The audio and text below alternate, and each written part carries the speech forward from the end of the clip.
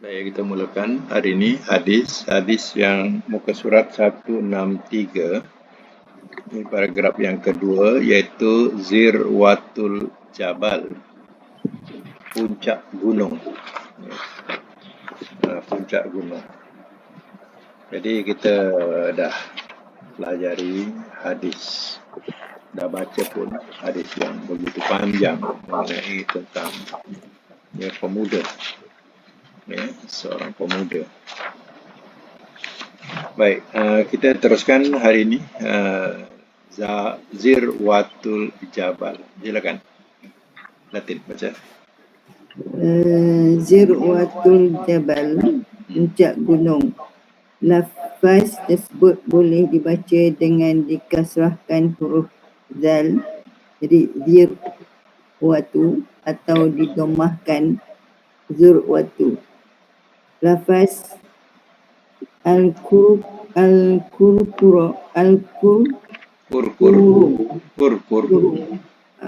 suatu jenis perahu. As-sa'id, di sini artinya bahagian bumi yang menonjol, bukit. Al-ukhdud,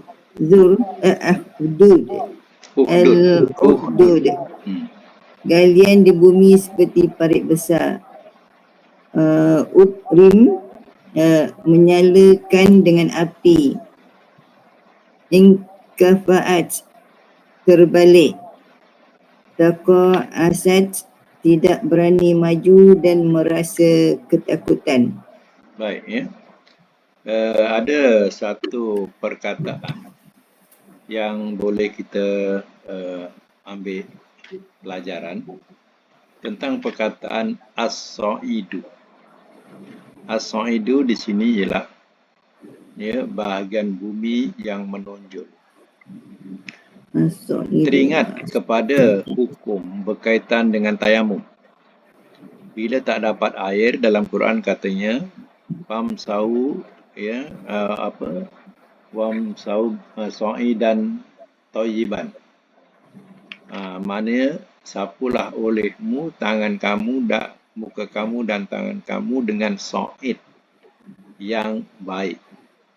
Jadi sa'id yang baik, sa'id, bahasa sa'id itu kita katakan debu, debu yang baik. Maksudnya ialah suci, Tapi bila kita dalami perkataan sa'id ini, sebenarnya apa-apa yang di permukaan bumi tak mestinya debu, maknanya apa yang timbul di permukaan bumi itu dikatakan kalau kita di dalam kenderaan, kita sapu. Apa kita sapu? Kita tepuk saja belakang kenderaan tu, dan kita boleh wuduk dengan itu. Tak payah kita bawa bekal debu, ataupun apa-apa yang timbul, Terkadang kita bawa beg, kita sapu atas beg kita sapu muka dan tangan, ketika kita bertayamum. Itu perkataan sa'id. Tak mestinya berbekalkan debu. Sampai orang bisnes debu, jual debu musafir katanya. Mereka tak fikirkan, yang menjual ni tak fikirkan tentang keburukan daripada debu tu ketika di kapal terbang. Kan masalah kalau orang di kapal terbang, dia pakai debu tu, tepukan daripada debu tadi dah mengotorkan kapal terbang. Biar tisu bersepah tak apa. Jangan debu, sukar nak diuruskan. Jadi nanti yang buruk agama kita juga. Kata agama Islam bersih, tapi dimaki di orang yang bukan Islam. Orang Islam lagi kotor. Tengok ni, debu semua ni. Contohnya, kapal penuh dengan debu. Jadi salah kita dalam meletakkan tafsiran itu. Jadi itulah setengah-setengahnya orang-orang pergi Mekah ke apa, dia bawa debu. Dia beli debu musafir. Dah ditepuk dekat kapal terbang, dia nak tayamum. Habislah, kotorlah kapal terbang tu. Jadi kena ingat ya. Jadi apa yang timbul saja tepukkan. Tetapi kalau kita memang dekat bumi, tepuk jelah dekat bumi tu. Tak kira bumi tu pasir ke, bumi tu tanah ke, bumi tu batu ke, tepuk je lah. Ya. Nah, itu namanya timbul. Ya, yang menonjol. Bagian bumi yang menonjol. Apa-apa yang menonjol, yang timbul. Ya. Asal toiban. Toiban ni maknanya benda tu kita menampak dia bukan najis. Baiklah tu. Ini faham ya. Baik, hadis. Muka surat berapa ni Ustaz? Oh, 163. Puan, 163. 163. Okey, terima kasih. 163. Okey. Yang tengah-tengah tu. Tinggal sekarang ni pengesahan hadis pula. Ya. Yang kita bahaskan tadi ialah perkataan Sa'id al-Sa'idu tu. Ya. Atas pengesahan hadis tu ada as-Sa'idu. Ya. Itu yang kita bahaskan tadi. Ya. Sekarang ni kita sebut kata asing pula. Kata asing rohibun. Rohib. perkataan apa ni? Rohibun pendeta. Yakni ahli ibadah dari penganut agama Nasrani. Kan disebut rahib. Bahasa kita rahib. Rahib. Habasani. Ya. Menahanku. Al-akmah. Kebutaan. Iaitu orang yang Al-akmah ni mana? Ya, buta. Orang yang lahir dalam keadaan buta. Sebab itu itu saya kata jangan namakan anak-anak cucu dengan Nurul Akmah. Nur Akmah. Ya. Sebab Akmah tu maknanya buta sejak kecil. Ya. Tu makna dia tak elok. Ya. Tapi dia sedaplah disebut lidah Melayu. Menyebut lidah Melayu sedaplah. Lidah Melayu Akmah kan senang. Yang susah kan rin. Kalau perkataan rin, perkataan dot, tu susahlah orang Melayu. Ya. Kalau perkataan ini senang. Tapi ingat makna tak elok. Ya. Dah cahaya kebutaan lagi. Ya. Nurul Akmah kan biasa. Kita selalu tengok ada orang nombor nama Nurul Akmah. Ya. Cahaya kebutaan. Ni buta ni maknanya buta daripada kecil. Itu ada kisah dalam Quran tu yang Nabi Isa menyembuhkan orang yang buta tu sejak kecil. Ya. Lagi? Li'adwahi segala macam penyakit. Maksudnya beberapa penyakit.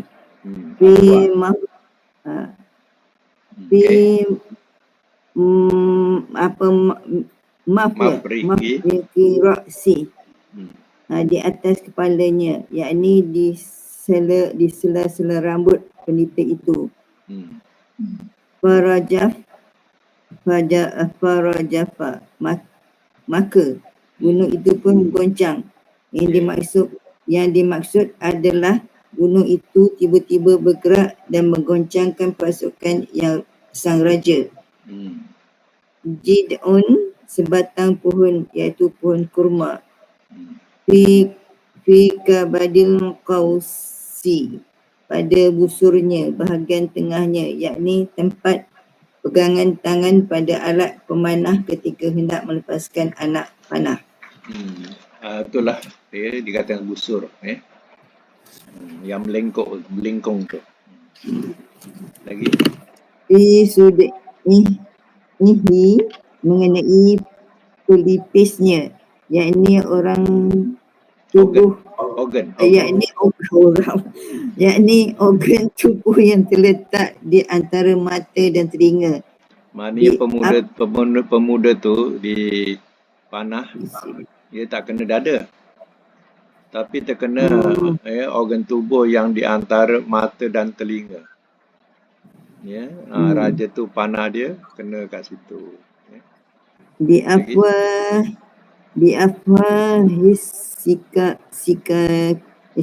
Sikaki. Di mulut gang jalan.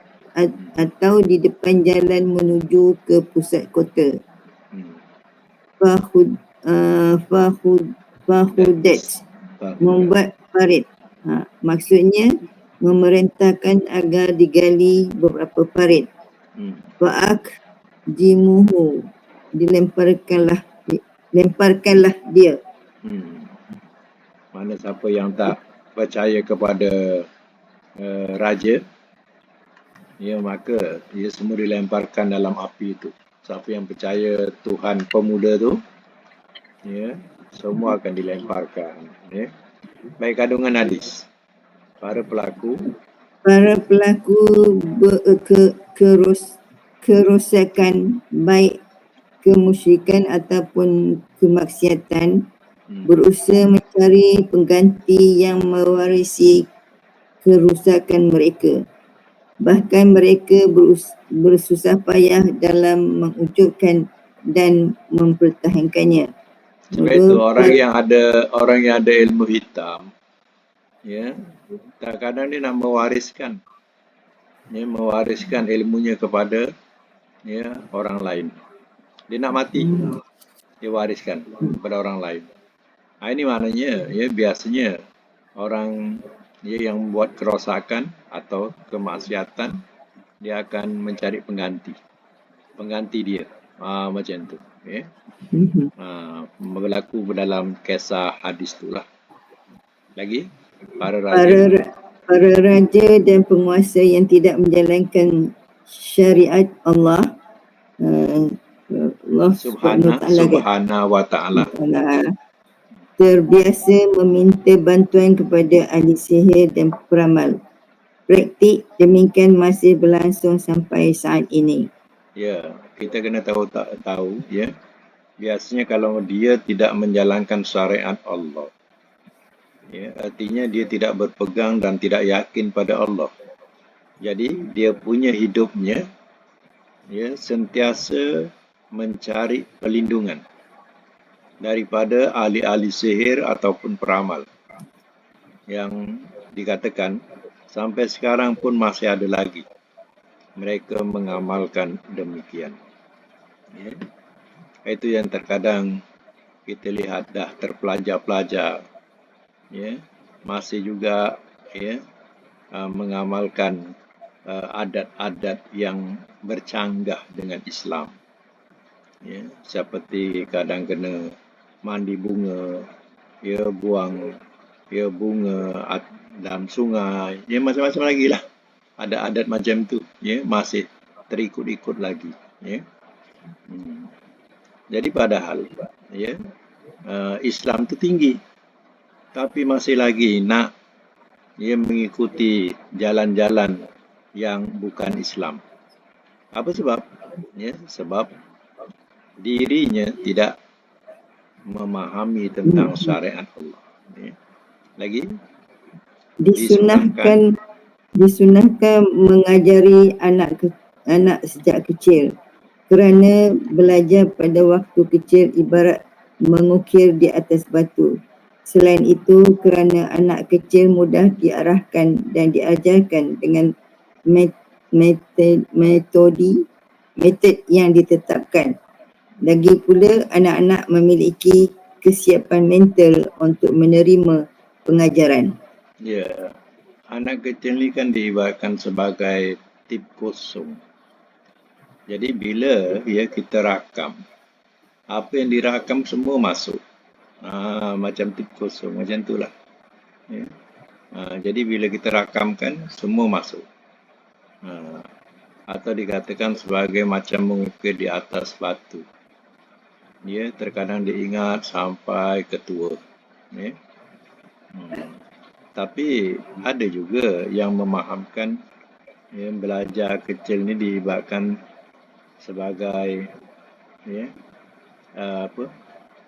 menitikkan air di daun keladi. Dia tak lekat.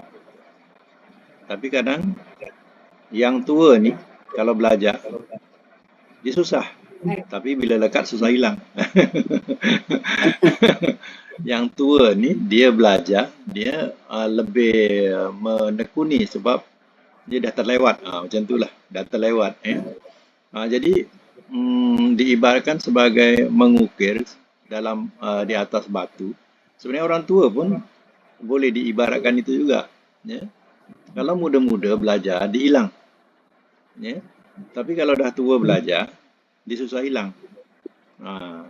Sebab diibaratkan betul-betul dia belajar macam mengukir atas batu. Macam tu. Ya. Lagi? Menetapkan kehormatan terhadap para wali sebab merekalah orang-orang yang beriman lagi bertakwa. Ya, mana para wali ini wali yang dikatakan sebagai orang yang beriman dan bertakwa kepada Allah. Bukan wali syaitan. Ya. Kalau wali syaitan tu tak perlu kita nak memberi penghormatan. Ya. Lagi? Hati manusia berada di tangan Allah SWT. Dia memberi petunjuk kepada siapa saja yang dikehendakinya dan dia menyesatkan siapa saja yang dikehendakinya. Pemuda dalam kisah ini mendapat petunjuk ketika berada dalam pengaruh ahli sihir dan perhatian sang raja yang kafir. Ya, itu dikatakan kalau Allah nak memberi petunjuk, ya siapa yang dikehendaki. Ya, tak kira orang. Contohnya pemuda ni. Pemuda ni kan suruh belajar sihir. Pemuda ni kan dalam perhatian raja sebab besok dia nak mewarisi ilmu ahli sihir yang dah tua tu. Jadi dia harapkan pemuda ni lah besok yang akan meneruskan agenda dia. Tapi kenapa pemuda ni boleh terpimpin kepada jalan yang lurus dan meninggalkan ajaran yang sesat itu? Itu semua adalah petunjuk Allah. Ya. Lagi? Tidak boleh terpedaya dengan karamah, keutamaan istimewa yang diberikan kepada wali-walinya dan hendaklah menisbahkan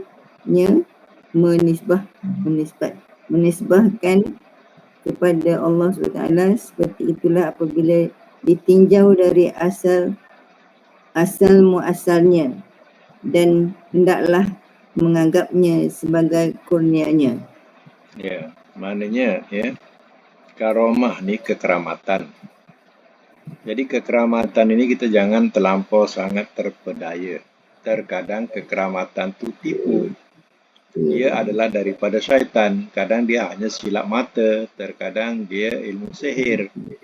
Tapi kalau kekeramatan tu daripada orang yang soleh, yang beriman, yang bertakwa, itu kita mesti isbatkan. Ya, isbatkan ni mana kita mesti tetapkan dia daripada Allah.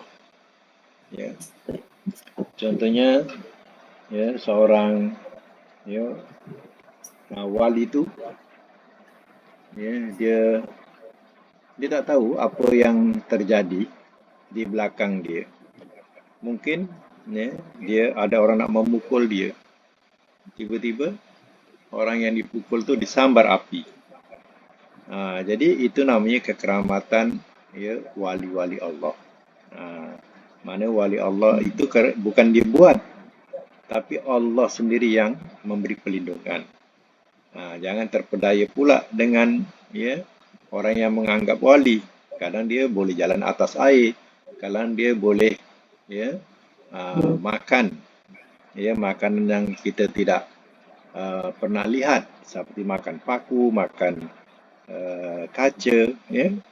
Tapi sebenarnya semua itu adalah bukan ilmu Allah, tapi itu adalah sihir yang kita kadang terpesona. Sebab itu jangan terpedaya. Kita isbatkan dia kalau dia daripada Allah, pertolongan Allah. Lagi boleh menguji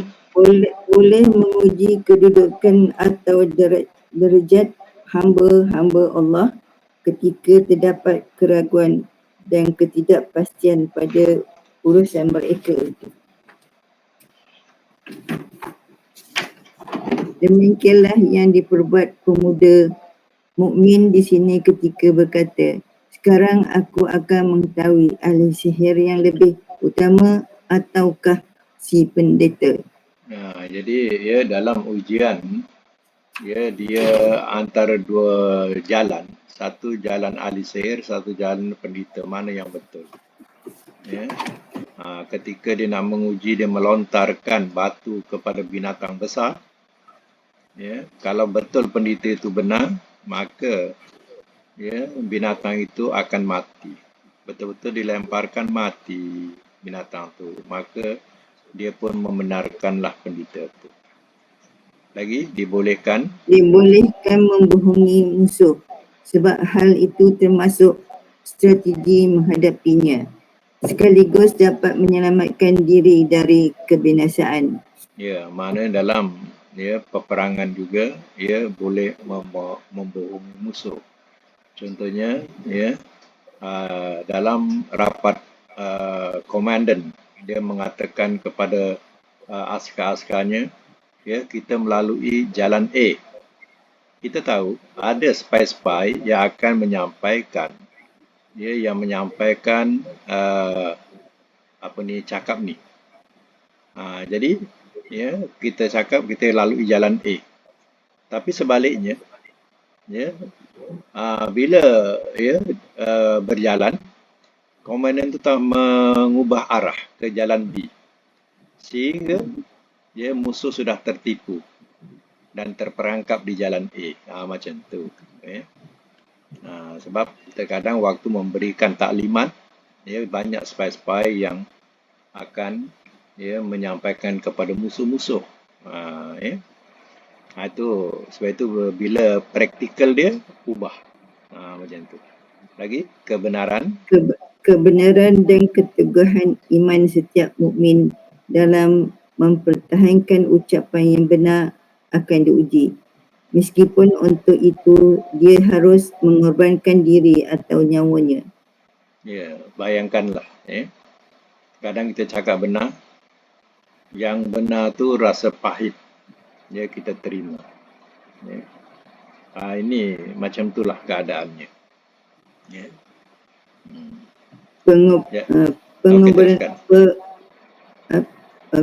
Pengorbanan dalam berdakwah di jalan Allah SWT dan menampakkan kebenaran merupakan hal yang dibutuhkan umat Islam. Dibutuhkan maknanya?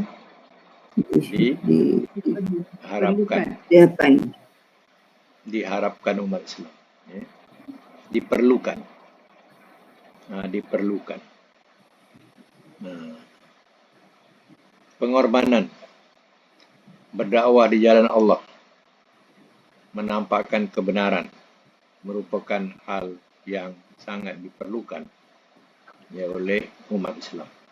Lagi orang-orang beriman selalu diejek dan dicemuh setiap kali mereka dianugerahi nikmat dan kurnia Allah kerana berkhidmat kepada agamanya dan berdakwah ke jalannya.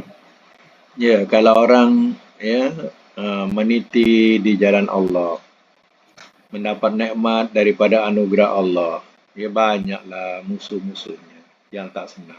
Ya. Macam itulah sejarahnya. Lagi Allah Ta'ala akan selalu memperlihatkan kebenaran dan membela para pendukungnya serta dia akan menyingkirkan kebatilan dan memburukkan para penyerunya.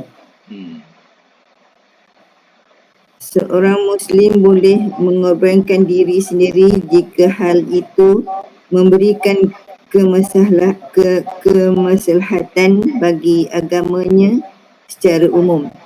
Sungguh dia tidak boleh takut menghadapi kebatilan dan propagandanya. Ya. Ini maknanya seorang Muslim sanggup mengorbankan dirinya. Macam cerita pemuda itu, dia sanggup dia dibunuh. Tapi selepas itu berapa ramai yang ya menerima ya Tuhan yang mau menerima Tuhan pemuda itu, iaitu yang mau beriman kepada Allah. Dia terkorban, tapi ribuan orang beriman selepas itu. Dia sanggup mengorbankan dirinya. Ya. Lagi penjelasan.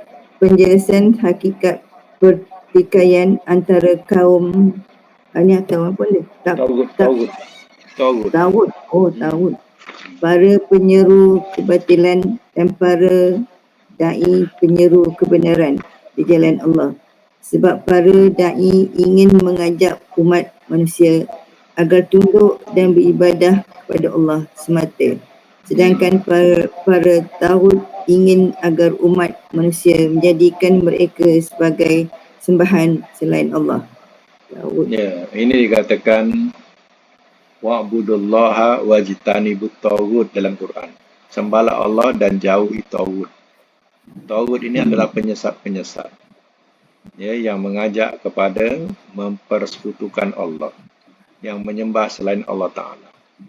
Jadi tauhid ini golongan iblis, sedangkan yang menyembah Allah ini golongan Nabi. Jadi sentiasa berlawan. Lagi sebab-sebab Sebab-sebab kebinasaan berada di tangan Allah jika menghendaki dia akan menyambungkan sebab-sebab tersebut, dan jika tidak menghendakinya dia akan memutuskan sebab-sebab tersebut. ya, itu dikatakan sebab musabab. Ya, terjadinya itu, terjadinya ini, ya, ada sebab musabab dia yang hanya Allah sahaja mengetahui. Ya. Disunahkan berusaha secara terus-menerus dalam berdakwah untuk mengajak umat manusia ke jalan Allah SWT, meskipun hal itu dapat mengakibatkan kematian di jalannya. Ya, itu maknanya jangan jemu. Ya, kita berdakwah mengajak umat manusia, ya, ke jalan Allah, jangan jemu. Ya. Walaupun akhirnya, ya, kematian itu menanti kita, ya, hatiman tidak boleh jemu. Lagi Biasa saja suatu keramah berulang-ulang muncul pada diri seorang mukmin sebagai peneguhan kebenaran dirinya sekaligus untuk menjatuhkan musuh-musuhnya. Bisa saja tu mana boleh jadi, ya, Bisa boleh saja. jadi. Satu keramah mana dia berulang-ulang muncul pada diri orang mukmin, itu sebagai satu peneguhan kebenaran dirinya untuk menjatuhkan musuh-musuh Allah. Ya, terkadang, ya, musuh-musuh Allah ni nak, ya, nak menjahanamkan, ya, dai-dai ataupun wali-wali Allah ini. Tapi, ya, banyak kali apa yang dirancangkan semua tak jadi. Semua tergendala, semua rusak. Ya. Jadi itu Allah nak membantu wali-walinya. Ya. Okey, sambung. Apa? Boleh sambung. Saya. Puan Sri. Puan Sri pula, sambung. Bagi dia pula. Penat dah Orang tadi. kafir tidak sedikit memperoleh hujah, keterangan nyata dan bukti serta dalil agar mereka beriman. Namun penentangan dan kesombonganlah yang menyebabkan kekufuran mereka. Ya, mana inilah punca kadang, ya, daripada sifat, ya, sombong. Ya, bila kesombongan menghantui diri, itu yang menjadikan seorang itu boleh jadi kafir. Dia tidak syukur dengan nikmat Allah Ta'ala dan dia meninggalkan iman. Lagi, kaum tauhid. Kaum tauhid dan orang-orang zalim mempersiapkan diri untuk membinasakan umat manusia. Tidak lain agar mereka dapat menguasai kenikmatan duniawi. Ya, ini kaum tauhid. Ya. Jadi kaum tauhid ini, ya, termasuklah yang dikatakan sebagai orang-orang yang zalim. Sebenarnya dia mempersiapkan untuk membinasakan umat-umat yang beriman agar dia dapat menguasai, ya, nikmat dunia. Dan terkadang kita hairan juga dengan kuasa Allah Ta'ala. Nikmat-nikmat ini banyak, ya, Allah lempah ruahkan di negara-negara Islam, tidak di negara-negara kafir. Sehingga orang-orang kafir, ya, menjadikan dia cemburu, ya, melihat nikmat-nikmat dunia ni melempah ruah di negara Islam. Contohlah minyak kan. Minyak banyak di negara-negara Islam. Ya. Jadi kadang berlaku peperangan-peperangan ni kerana mereka nakkan dapatkan dunia itu, iaitu minyak. Ya. Macam itulah kalau kita baca kesimpulan ini. Lagi, sesungguhnya Allah akan mendatangi orang-orang zalim dari arah yang tidak mereka sangka. Dalam kisah hadis di atas, orang-orang menjadi beriman kepada Rabb pemuda itu setelah menyaksikan keteguhan dan kebenaran dakwahnya, serta mereka tidak takut terhadap celaan orang lain dalam memperjuangkan agamanya. Macam itulah. Ya, macam mana Allah mendatangi orang-orang zalim. Ya, sehingga tertegaknya kebenaran pemuda itu dalam cerita dalam hadis itu. Ya, nak dibunuh atas gunung, Allah gegarkan gunung, maka orang zalim habis mati jatuh daripada gunung. Pemuda ini tetap teguh. Lagi ada beberapa orang yang boleh berbicara ketika masih dalam buaian selain Nabi Isa alaihi salam. Hadis ini menjelaskan sabda Rasulullah sallallahu alaihi wasallam dalam hadis Duraish al-Abid radhiyallahu anhu bahawa tidak ada yang berbicara dalam buaian kecuali 3 orang bayi, dan mereka berada di kalangan Bani Israel, tidak pada umat manusia secara keseluruhan. Wallahu a'lam. Ya. Jadi Nabi Isa salah satu mukjizat yang Allah berikan, iaitu budak yang dalam buaian, dia boleh bercerita, boleh bercakap. Sebab itu, kan masa itu Maryam dituduh sebagai perempuan yang jahat, sebab dia beranak tak ada laki, tak ada suami, jadi dituduhlah dia buat jahat. Jadi macam mana Nabi si Maryam nak mengatakan kebenaran ini? Semua orang tuduh macam tu. Jadi bila dia melahirkan dan anaknya di dalam buaian, Maryam, bila orang katakan Maryam tu anak siapa tu? Macam tu bahasa sambil menyindir. Anak siapa tu? Maryam cakap apa? Tanyalah dengan budak dalam buaian tu. Bila dia pergi ke buaian tu, budak tu boleh bercakap. Jadi satu pelik kan, bayi boleh bercakap. Jadi itu nak menunjukkan bahawa Maryam bukan buat jahat. Bukan memang kalau dia buat jahat, anak ini tidak akan bercakap. Tapi anak dia boleh bercakap ketika dia buaian. Setiap kali orang nak menyindir-nyindir dia, tanyalah dengan budak dalam buaian tu. Macam tu jawapan Maryam. Ibu kepada Nabi Isa AS. Tapi tidak diterangkan lagi ada 3 bayi yang bercakap ketika kecil.